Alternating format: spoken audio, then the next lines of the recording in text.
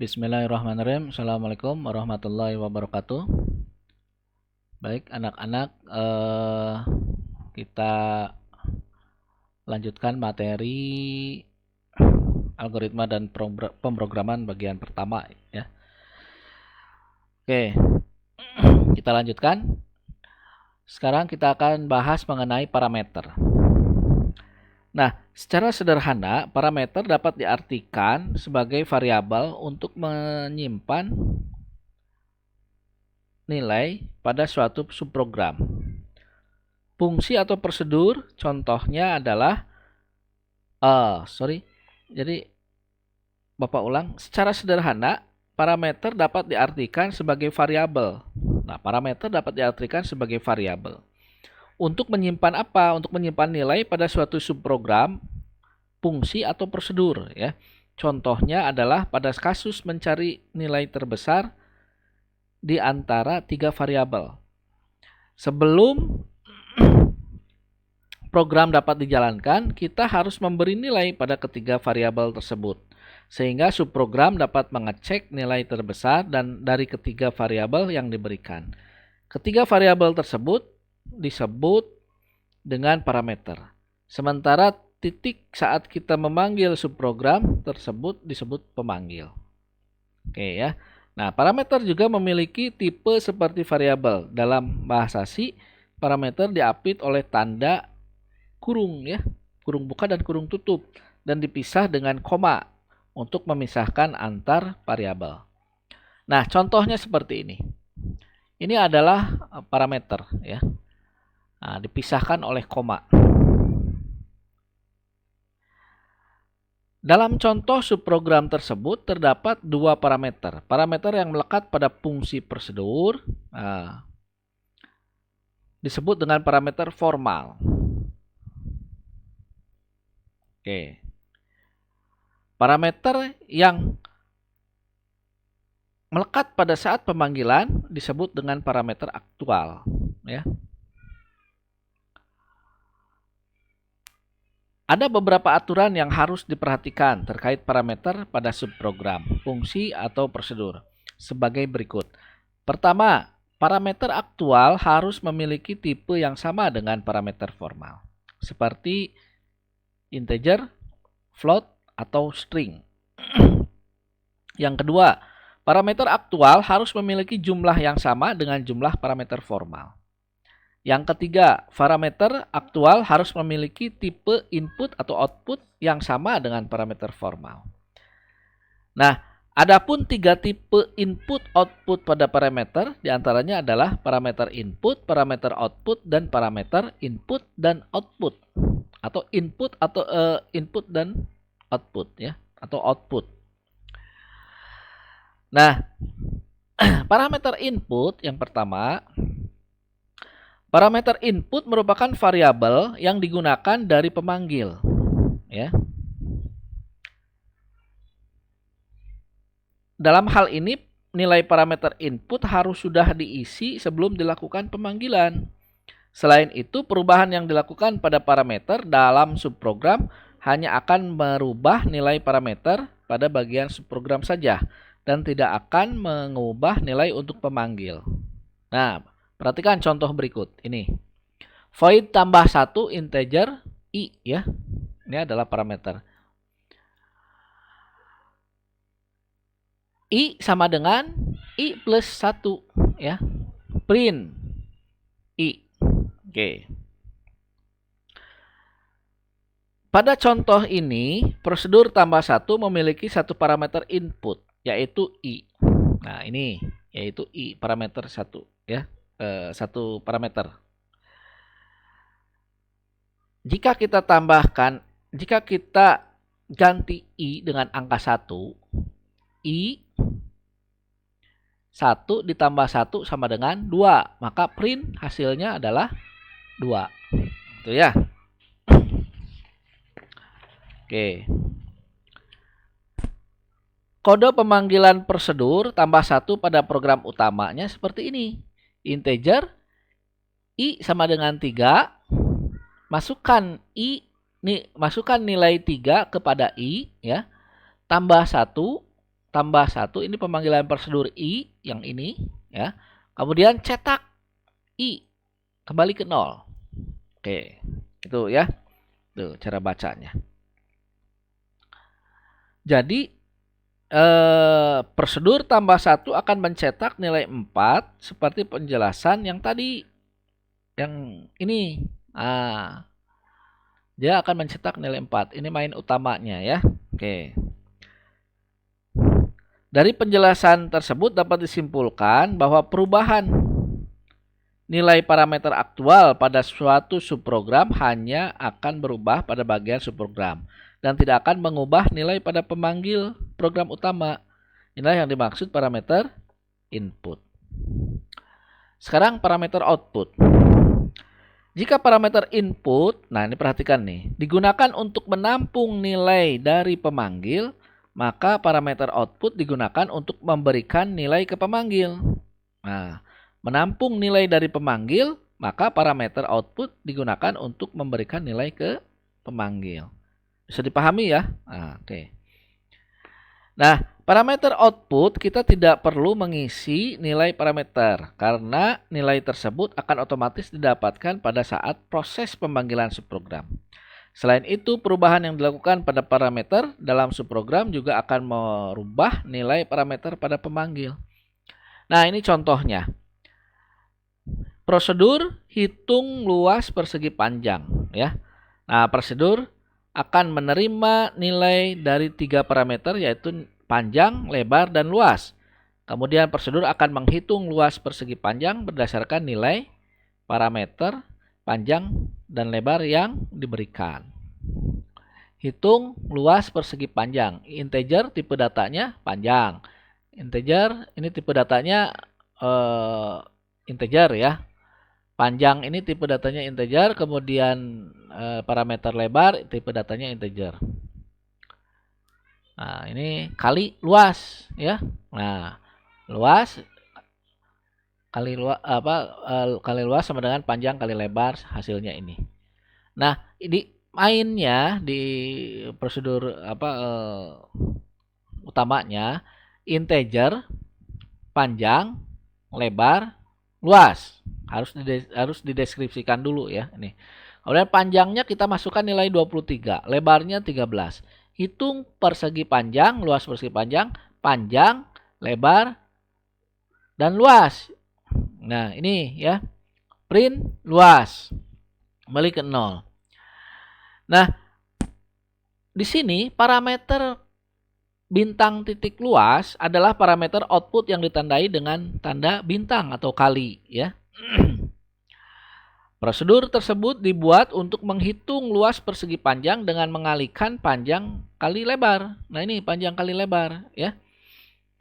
Nah, dengan mengalihkan panjang kali lebar, kemudian menyimpannya pada parameter bintang titik luas. Yang ini perubahan nilai pada bintang titik luas ini akan berpengaruh pada bagian pemanggil program utama. Nah, ini ya, di mana nilai luas pada program utama juga akan berubah. Nah, dalam bahasa C, pada saat menggunakan parameter output, kita harus menggunakan simbol dan ya. Nah, seperti ini. Ya, simbol dan. Untuk memanggil nilai dari prosedur hitung luas persegi panjang. Tetapi jika parameter tersebut merupakan suatu array, ya, nanti Bapak akan jelaskan array, maka array tersebut pasti selalu berlaku sebagai parameter output tanpa harus menggunakan dan. Gitu ya. Oke. Kemudian yang ketiga, parameter input output. Parameter input output. Nah, pada dasarnya parameter input output sama dengan parameter output, di mana perubahan nilai pada prosedur akan berpengaruh pada pemanggil ya.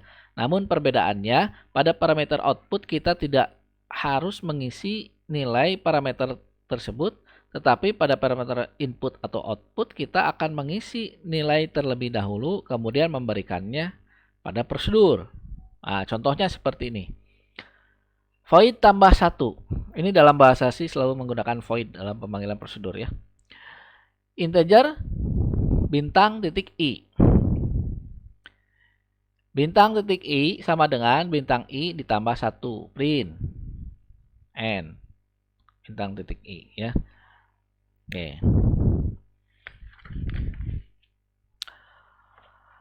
Prosedur tambah 1 menerima parameter bintang titik I ya, dan menambahkannya dengan 1. Oke. Perubahan pada bintang titik I akan mempengaruhi nilai pada program utama sehingga nilai I juga akan berubah. Dia akan mempengaruhi pada program utama sehingga nilai I juga akan berubah. Pada program utama kita mengisi nilai I dengan 3 ya. Nah, ini program utama mengisi nilai I dengan 3. Kemudian kita memanggil prosedur tambah 1 I ya, yang akan menambahkan parameter yang diterimanya dengan 1. Nah, ini. Oke, ya. Kemudian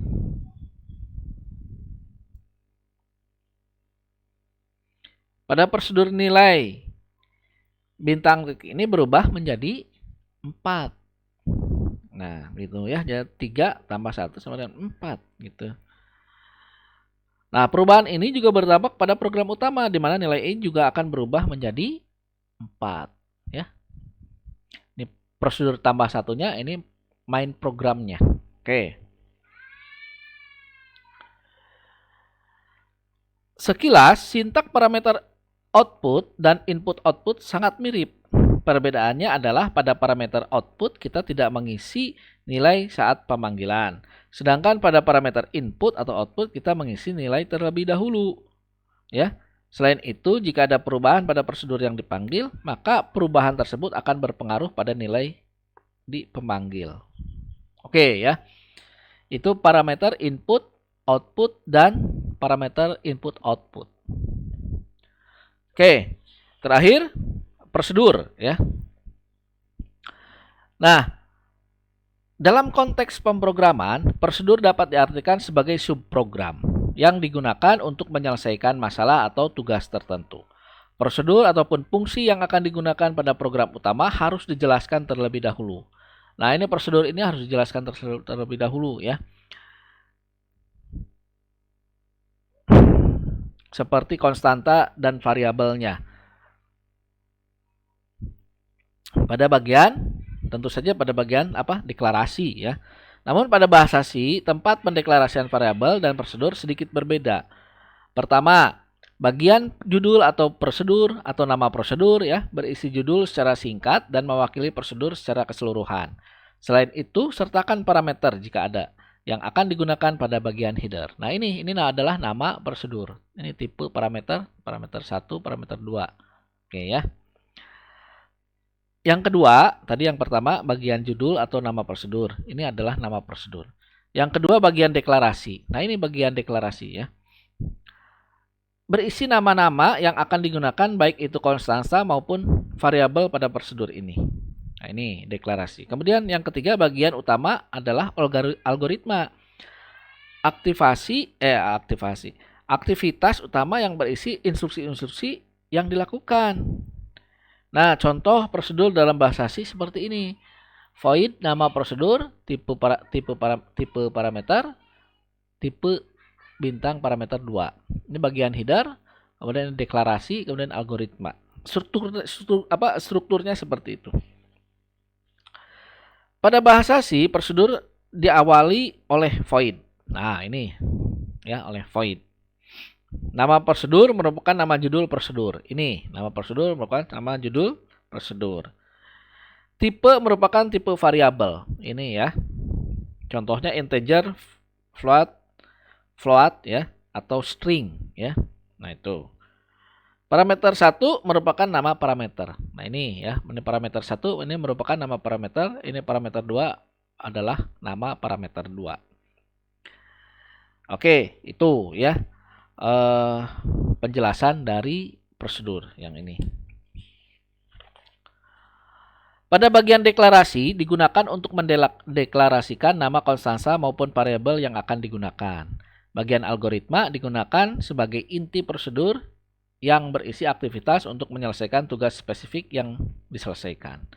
Deklarasi yang kedua tadi A ya. Yang A itu struktur prosedur. Nah, ini.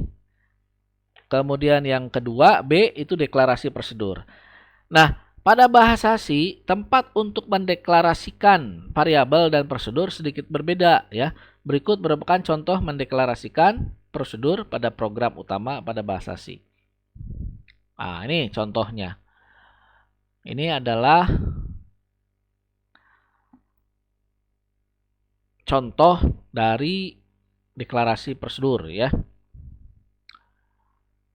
Pada contoh ini deklarasi prosedur, nah, pada bagian di luar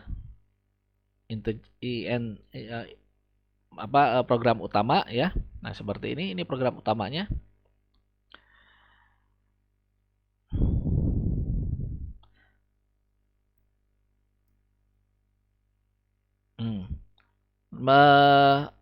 Deklarasi prosedur pada bagian luar int main. Nah, ini ya bagian luar.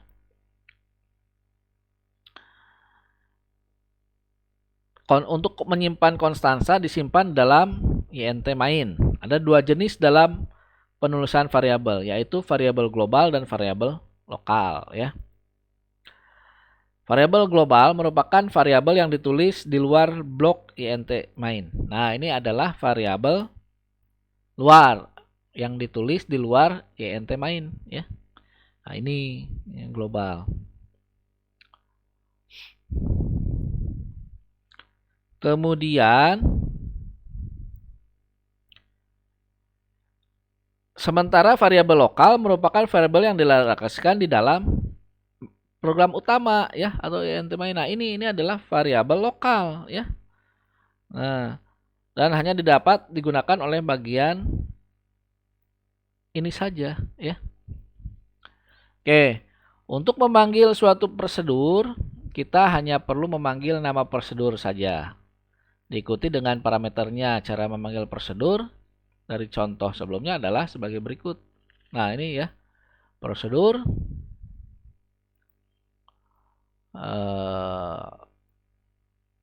prosedur 1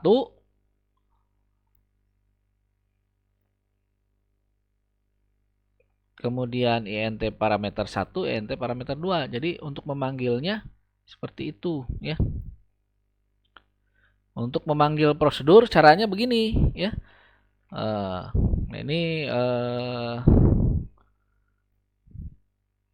untuk memanggil prosedur.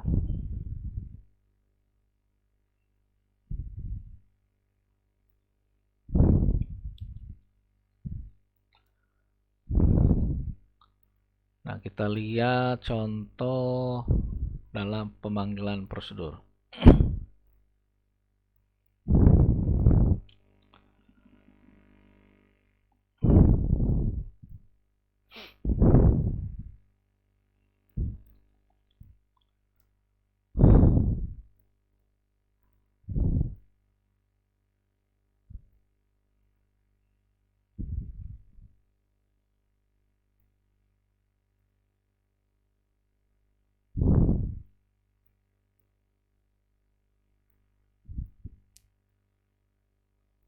Nah, ini misalnya prosedur 1 ya.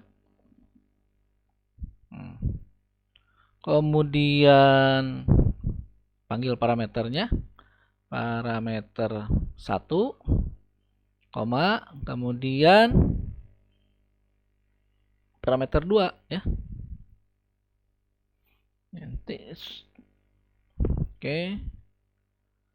Parameter 2.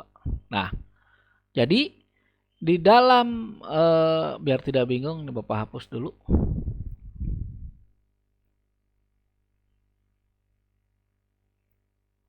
Oke. Nah, dalam memanggil prosedur ya. Dalam bahasa C seperti ini dalam pemanggilan prosedurnya ya. Saat menggunakan parameter output ataupun input kita menggunakan tanda dan ini ya. Nah, ini pada saat pemanggilan. Oke, Bapak kira cukupkan dulu sekian. Terima kasih atas perhatiannya. Assalamualaikum warahmatullahi wabarakatuh. Sampai ketemu eh, pada pertemuan minggu depan ya. Oke, Assalamualaikum warahmatullahi wabarakatuh.